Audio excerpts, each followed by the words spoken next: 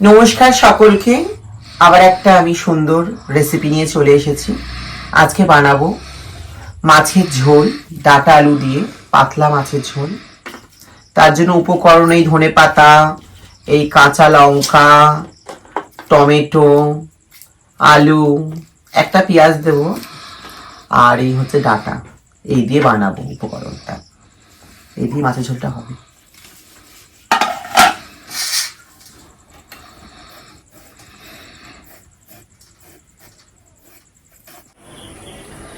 এই যে জ্যান্ত রুই মাছ নিয়ে এসেছিলাম, সুন্দর করে পরিষ্কার করে সাদা করে ধুয়ে নিয়েছি আমি।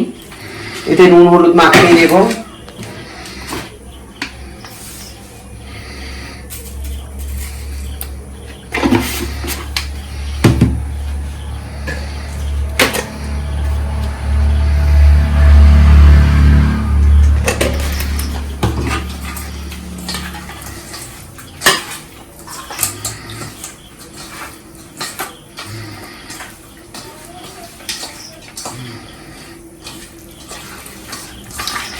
এই যে আমি সবজি কেটে নিয়েছি, কাটছিলাম দেখলেন তোমরা। টমেটো, কাঁচা লঙ্কা, ধনেপাতা, পেঁয়াজ, ডাঁটা, আলু। কড়াই তেল দিয়ে দিয়েছি, গ্যাস জ্বালিয়ে দিয়েছি।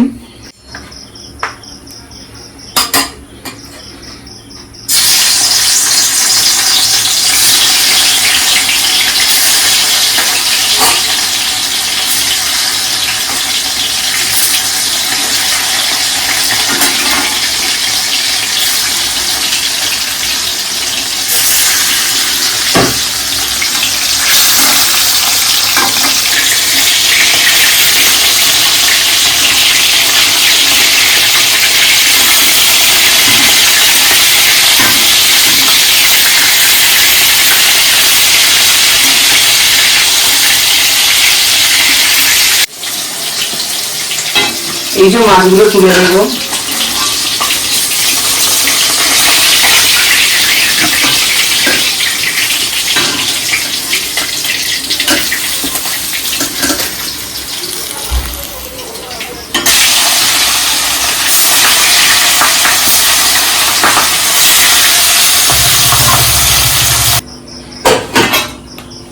এই যে সাদা জিরে ফোড়ন দিয়ে দিচ্ছে, দিয়ে ডাঁটা আলুগুলো ভেজে নেব।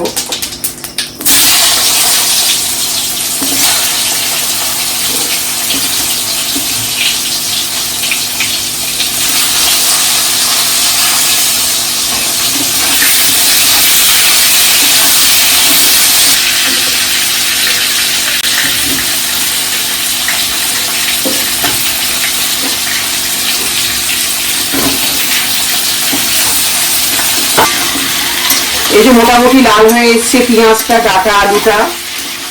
পেঁয়াজ, ডাঁটা, আলু লাল হয়ে এসছে। আমি দিয়ে দেবো কাঁচা লঙ্কা, ধনেপাতা আর টমেটোটা।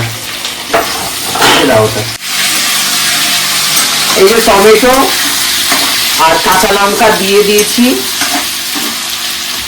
একটু নুন দিয়ে দেবো, হলুদ দিয়ে দেবো, কারণ নুনটা দিয়ে দিলে টমেটোটা গলে যাবে বন্ধুরা।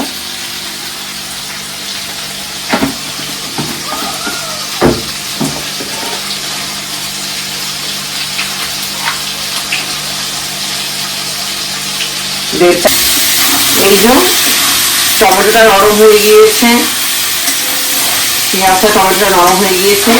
গ্যাসটা স্লো করে দিয়ে জিরে বাটা দেবো। জিরে কোনোদিন হাই ফ্লেমে তোমরা কষাবে না, তাহলে তরকারি তেতো হয়ে যায়। 1.5 চামচ মতন জিরে বাটা দিলাম।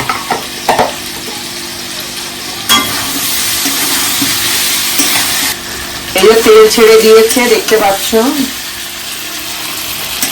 তেল ছেড়ে দিয়েছে। এখন আমি দিয়ে দেবো জল। তোমরা তোমাদের পরিমাণ মতন দেবে। আমি আমার পরিমাণ মতন দিয়ে দিলাম 1 গ্লাস।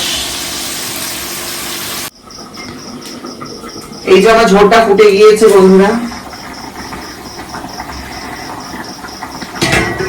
এই যে মাছটা দিয়ে নেব। ঝোল ফুটছে বন্ধুরা আমার।